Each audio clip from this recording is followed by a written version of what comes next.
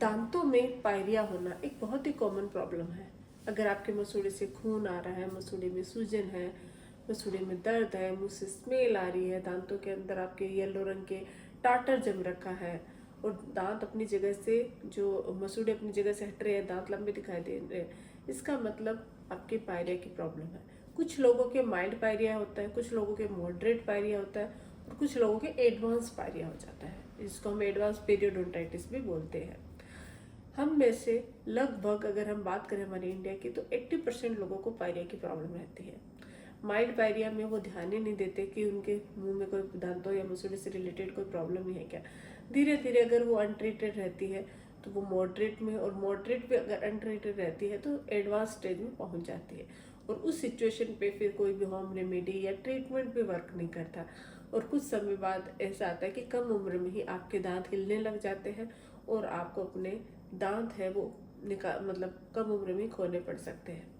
तो आज की इस वीडियो में मैं आपको पायरिया को आप घर पे ही कैसे ठीक कर सकते हो, एक बहुत ही बेहतरीन रेमेडी बताने जा रही हूँ। सिर्फ एक ही ऐसी रेमेडी है, बहुत ज़्यादा आपको कुछ करने की ज़रूरत नहीं है। थोड़ा सा ध्यान दोगे, उसको रेगुलर रूटीन में शामिल करोगे तो आपको पायरिया की प्रॉब्लम कभी नहीं होगी।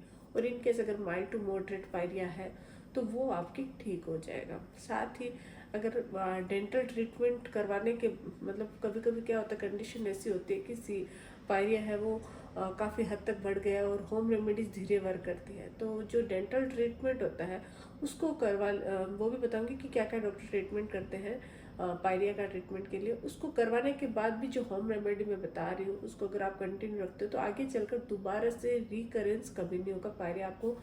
पायरिया आपके हमेशा के लिए ठीक हो जाएगा। तो वीडियो को अंत तक जरूर देखिएगा। मैं हूँ डॉक्टर पूनम और आप देख रहे हो smile openly with doctor Poonam. Video शुरू करने से पहले अगर अभी तक आप लोगों ने चैनल सब्सक्राइब नहीं किया है तो प्लीज़ सब्सक्राइब कर लीजिएगा। बेल आइकन को प्रेस करना बिल्कुल ना भूलिएगा ताकि आपको न्यू वीडियोस की नोटिफिकेशंस मिलती रहे। तो चलिए शुरू करते हैं। सबसे पहले तो हमारे दांतों में पायरिया की प्रॉब्लम होती क्यों है। अगर आपकी ओरल हाइजीन पुअर है, अच्छे से आप अपने दांतों और मसूड़े की सफाई नहीं रखते हो, रात को ब्रश नहीं करते हो, बहुत बार क्या होता है कि कुछ लोग बोले हम तो दिन और रात दोनों टाइम ब्रश करते हैं फिर भी पायरिया की प्रॉब्लम हो रही है, फिर भी मुंह से बदबू आती है, न मसूड़े में से खून आता है, जब भी ब्रश करते तब खून आता है, ऐसा क्यों है। तो अच्छे से प्रॉपर तरीके से ब्रश करना भी ज़रूरी होता है।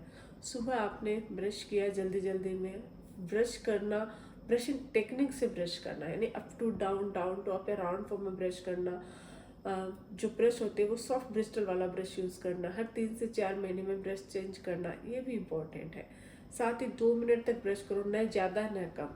2 मिनट तक आप ब्रश करोगे तो अच्छे से आप अपने दांतों को क्लीन कर पाओगे। रात को सोने से पहले ब्रश करना, वो भी ब्रशिंग टेक्निक से ज़रूरी है। जो हमारी सरफेसेस होती है उसको तो ब्रश क्लीन कर देती है, लेकिन जो इंटरडेंटल एरिया होते हैं दो दांतों के बीच का, जहाँ खाना फंस जाता है, उसको हम ब्रश से क्लीन नहीं कर पाते हैं। तो उसके लिए आपको फ्लॉस जरूर करनी चाहिए। अगर आप रेगुलर बेसिस पे फ्लॉस करते हो तो भी आप पायरिया की प्रॉब्लम से बच सकते हो। लेकिन अगर ब्रशिंग और फ्लॉसिंग प्रॉपरली नहीं है तो मसूड़े में इन्फेक्शन हो सकता है। तो दांतों का खाना जो फंसा हुआ है वो धीरे धीरे टाटर में कन्वर्ट हो जाएगा और वो टाटर आपके मसूड़ों को वो मतलब इन्फ्लाम्ड कर देगा, ख़राब कर देगा, जिससे पायरिया की प्रॉब्लम है वो शुरू हो जाती है। उस टाइम भी अगर आप ट्रीटमेंट करवा लेते हो या कुछ चीज़ों का ध्यान दे देते हो तो ये पायरिया बढ़ता नहीं है। एक तो है पूरा और हाइजीन की वजह से, दूसरा होता है मेडिकल इश्यू। कुछ लोगों के बहुत सारी दवाइयाँ लेते हैं, बहुत सारी सिस्टमिक प्रॉब्लम हो जाती है, कोई बीमारी हो जाती है जिसकी वजह से दवाइयाँ लेनी पड़ जाती है और दवाइयों के साइड इफेक्ट की वजह से भी दांतों और मसूड़े में इन्फेक्शन हो जाता है और मसूड़े से खून आना, मुँह से बदबू आनी शुरू हो जाती है। वो भी पायरिया का कारण होता है। हार्मोनल इम्बेलेंस की वजह से महिलाओं में अक्सर क्या होता है, प्रेगनेंसी के दौरान पायरिया की प्रॉब्लम हो जाती है, मसूड़े से अचानक से खून आना है, मसूड़े वीक हो जाते हैं, तो हार्मोन्स की वजह से भी ये प्रॉब्लम होती है, लॉन्ग टर्म मेडिसिन की वजह से।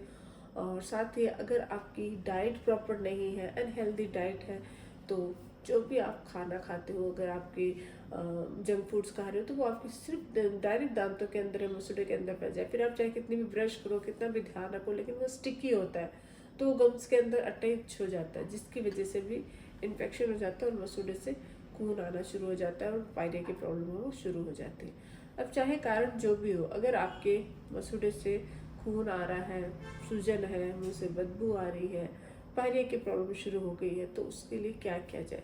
सबसे पहले होम रेमेडीज़ बताने जा रही हूँ। सिर्फ एक ऐसा तरीका है जिसको अगर आप रेगुलर करते हो तो पायरिया की प्रॉब्लम आपके कभी नहीं होगी।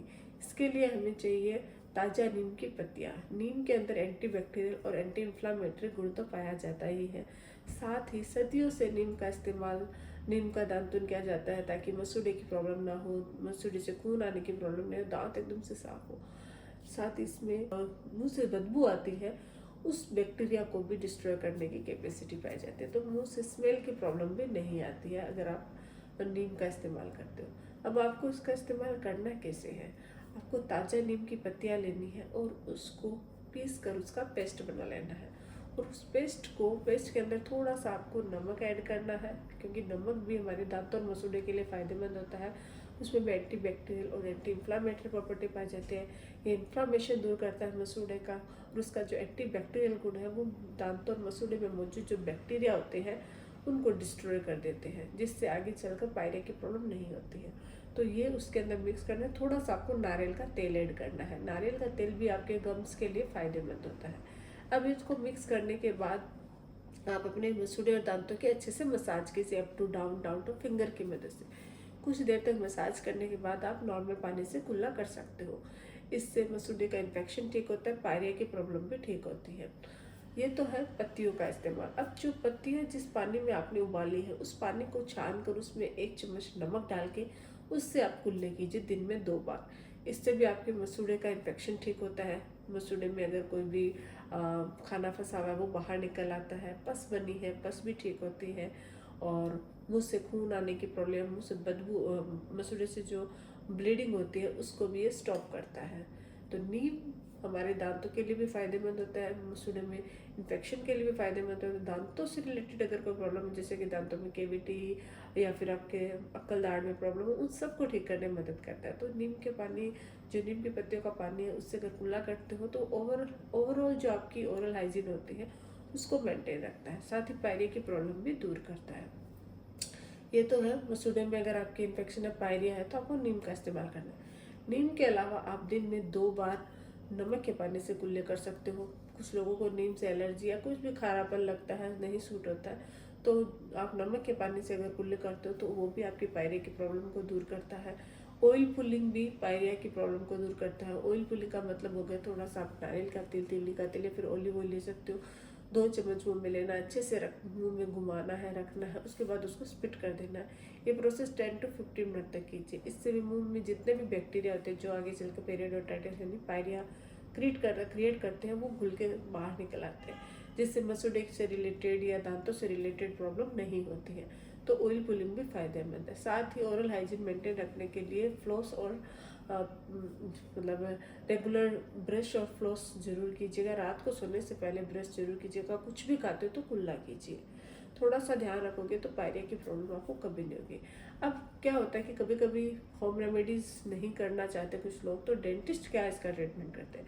अगर आप डेंटिस्ट के पास जाओगे तो डेंटिस्ट है वो स्केलिंग करेंगे, डीप क्लीनिंग करेंगे, जिससे मसूड़े के अंदर खाना फंसा हुआ है, टाटर जो जम गए वो बाहर निकल जाएगा। और अगर पस बनी है तो पस भी बाहर निकल आती है।